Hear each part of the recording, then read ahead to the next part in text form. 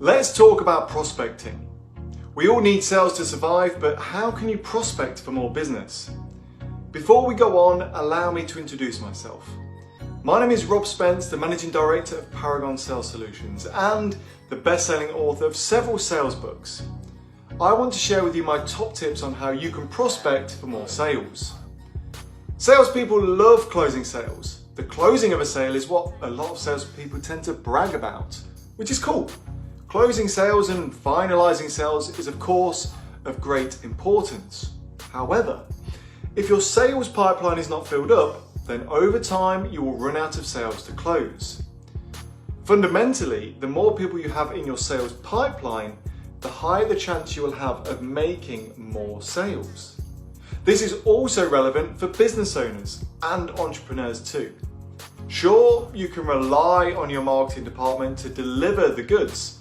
However, the gap between sales and marketing is getting ever so tighter by the day, and it is so important you get used to generating your own leads. So, how can you prospect for sales?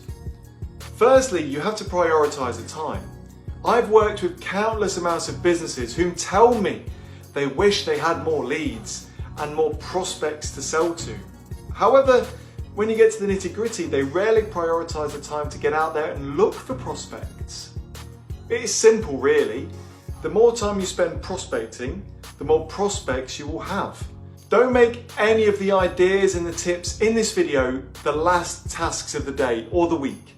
Put these right at the top of your priority to-do list, whether it be an hour a day or an hour a week. If you block the time in, you've got to do it. The more you put in, the more you're going to get out. Tip number 2, pick up the damn phone. As I always preach, the telephone is still one of the most effective ways for you to get in front of your target audience. What happens when your phone rings? You pick it up, at least to see who it is that's calling you. This is disruptive marketing at its best. Not only that, but by having engaging conversations with your prospects, you will be given the perfect opportunity and the chance to develop strong relationships with them. And you can also learn more about their pain points and their needs and their desires. Don't worry, you don't always have to cold call, although cold calling is effective. Why not try calling old clients, warm leads, or even referrals? Make sure you network. Networking groups are a fantastic way of meeting new contacts and meeting new prospective clients too. Sure, networking is never really a quick fix, and many networking meetings will rarely lead to an immediate sale. However, networking will allow you to generate great interest in your business and in you as a person.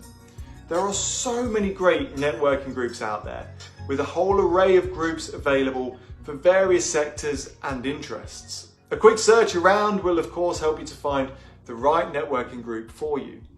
And of course, I cannot recommend the Leicestershire Business Network Group enough for those of you that are living close to the county. Use social media. You cannot escape social media these days. Every man and his dog have some form of social media account, and this has opened up a whole new playground for you salespeople to seek new business from. There is a lot of detail we could probably go in here about how to use social media, how to act on social media, and how to use each platform to the best of their abilities. However, now is not the time nor the place. For that being said, make sure you as a salesperson get yourself on the major social media channels, share good and relevant content, and be willing to engage with your prospective customers. If you keep your radars open on social media and you develop a strong personal brand, then before long, not only will you find more customers, you will also find people recommending you as well. Always ask for referrals. Asking your previous or even your current customers for referrals can become a key source of leads and prospective clients for you. I know it can be daunting and maybe somewhat an embarrassment to ask people for referrals. I think for some it can be seen as a form of desperation, but it's not. If you ask those closest to you and they have seen the value that you have delivered for them, then they should be more than happy to refer you to others. What is the worst that can happen?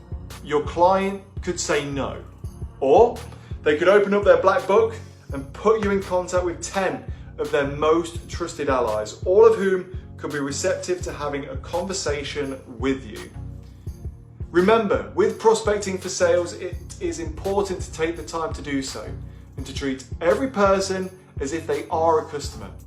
The seeds you plant in February could soon bloom well enough.